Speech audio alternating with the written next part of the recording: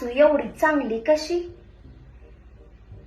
मला काही काम सांगत पण नाही आणि काही काम देत पण नाही. बसल्या ठिकाणी जेवणाचं ताट पण आणून देते. काल माझ्याकडनं 5 चहाचे कप फुटलेत. मला म्हणते की अजून 1 डझन आणून देते बस फोडत, मला काही प्रॉब्लेम नाही. असं कुठं असतंय का? हिचा गोड बोलून मला इरीत ढकलण्याचा प्लॅन तर नाही ना? मग खरंच सासू एवढी चांगली आहे का माझी?